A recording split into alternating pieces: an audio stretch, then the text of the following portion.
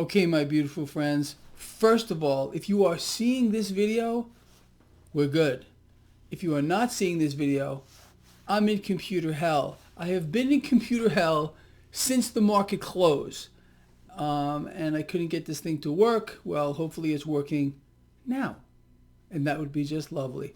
Anyway, this is my post-market wrap-up on this Friday.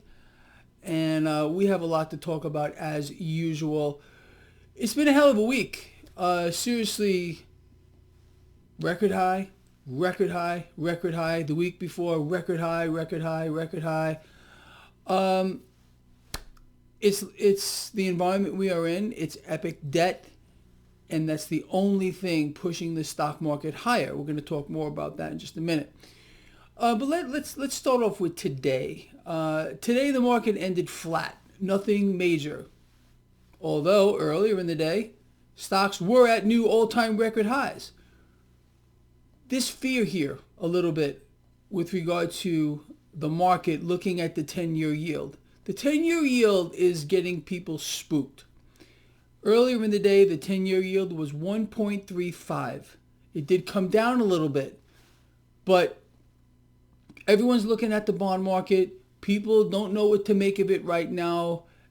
These moves are profound, and it's getting the market rattled. I'm very curious to see how much of this the stock market is going to tolerate before it drops.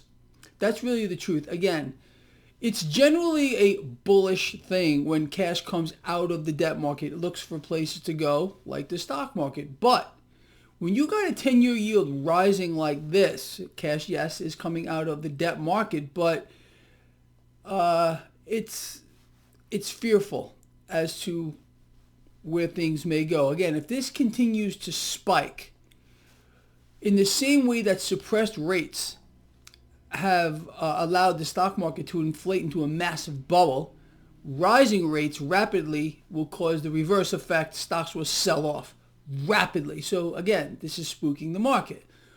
We must keep our eyes on this. You know that the dollar weakness, it got weaker today, is an offsetting mechanism with regard to the 10-year yield. And I want to see how long that's going to last too. Again, this is no man's land. We've never been here before. No one really knows what's going to happen, but we can speculate, or at least try to guess, based on a whole bunch of factors. So anyway, with that said, we got this 10-year yield worry. Dollar weaker today, as I just covered. Stock market didn't do anything after being at new record highs during the day. Bitcoin is over 55,000. Cryptos are getting a bit higher. Gold and silver caught a nice bid today. Crude oil got hit, fell like 2.5%. I want to talk more about that in just a minute too. But I wanted to lay out the groundwork here so we're on the same page. Understand? So let me do a little blow-by-blow with you. You know how I like to do this. So again, we're hearing from former Fed chairperson Janet Yellen, who's now the Treasury Secretary. Imagine my shock.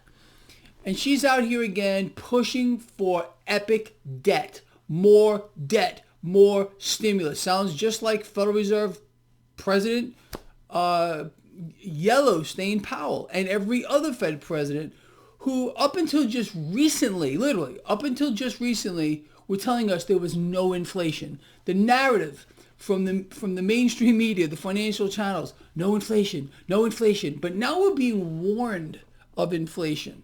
It's an amazing thing. It's all over the mainstream financial channel outlets. You got Yellowstone yesterday, Fed Chair Powell saying beware. You got Fed President Daly saying, oh, don't worry about it. Oh, inflation is coming, but don't worry about it. You see, the Fed can't see it. They can't see it because they can't talk about it. They know what they're doing. The Federal Reserve has inflated a massive bubble in the stock market. They're inflating a massive bubble in the stock market by suppressing rates, but that might change relatively soon. We got a massive housing bubble. You're not supposed to know that either. But that's the situation. So again, Yellowstone. See, I'm mixing up the stains here, but they're all stains. Talking about here. Yellen pushes for more stimulus. Imagine my surprise. Now here Janet Yellen is talking about Bitcoin being highly speculative. Meanwhile, she won't talk about the debt bubble. She knows we're in an epic bubble, the likes of which has never been seen in the world. But but Bitcoin is highly speculative according to Yellenstein. You can't make this stuff up here. Here's propaganda for you. You're going to love this. Market Watch. Watch for Market Watch propaganda.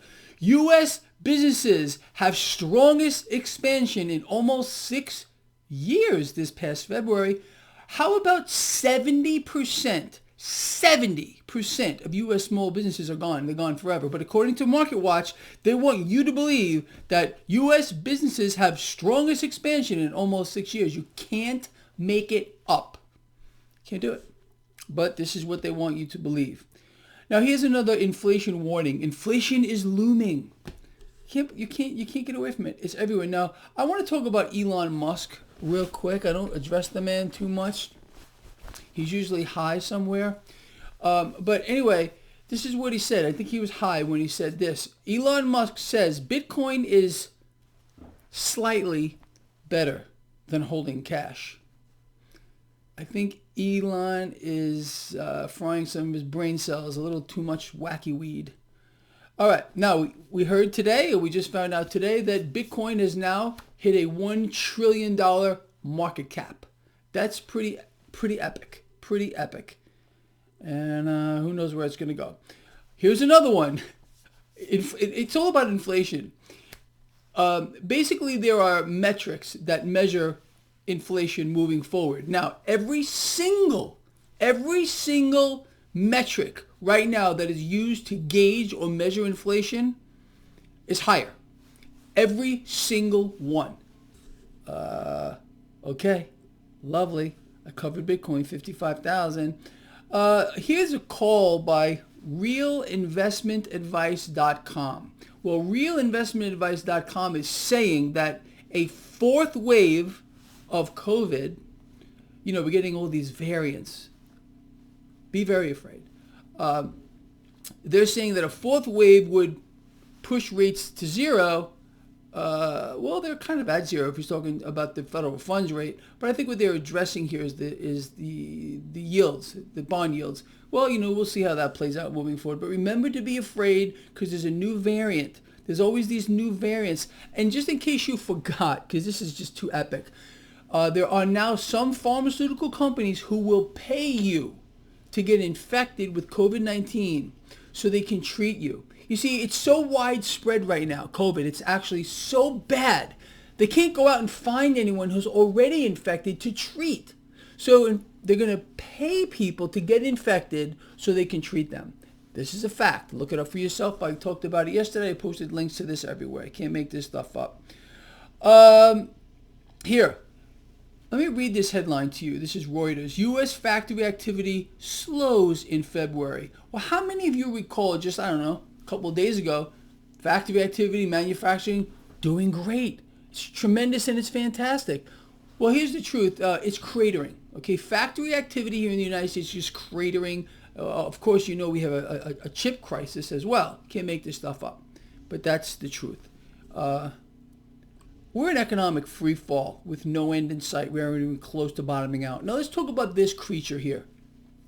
Fed President Williams. This guy right now, they have him. He looks really dapper. He's in like $1,000 suit, at least maybe a $1,200 suit. Nice tie as well. But this is what he had to say about the stock market. Ready? Stock market prices this high are justified because of the current economic conditions. We're in free fall and low rates. So what is he trying to say? The stock market's an epic bubble being supported by a runaway central bank who's buying it all. They're taking over the world, people. I think you understand that. Now let's talk about this real quick. So crude oil, like I said, got hit today, fell 2.5%. So the headline is U.S. oil benchmark ends back below $60 a barrel as Texas freeze loosens its grip. Now here's me. The rise in crude prices is not over. They will find yet another way to prop it up. Why? Because the entire energy sector of the market depends on crude oil being high. Because the financial sector, the investment banks, have huge leverage bets on crude oil. So they will prop it up. It's a rigged game. It's an absolutely rigged game. Now, I know this is getting kind of long, but bear with me here. So we understand the narrative from the mainstream media when they get, we just lost 800,000 people to first-time unemployment benefits. But, the week prior, they were trying to spin it as a good thing. Oh, the number could have been worse. Well, apparently that number got revised lower. So more people than they even told us were actually applying. So again, you can't make this stuff up. The data is all fake. You can't trust a single thing that comes out of the mouths of these creatures. You can't do it. You have to make up your own mind. You have to, again, understand the dynamic here, and it's very simple. People love to be lied to. I think this is why they tune in to the mainstream financial channels or whatever. It's the American way. You lie, you are adored and worshipped. You tell the truth, you are hated. It's not tolerated. But anyway, you follow this blog. I think you're one of those who understands the truth and appreciates the truth, because we are in a freak show, a complete freak show of epic proportions. With the freak show out of the way, people, look, it's the end of the week. It's Friday. I'm going to leave you off with my favorite 3 things. Before I do that, I will see you on Sunday for my markets to look ahead. All right? But bring it in. Bring it in. Okay, you ready? Love each other. Care about each other. And be charitable. All right? That's what it's all about. Love you a lot. Please share the video. See you Sunday.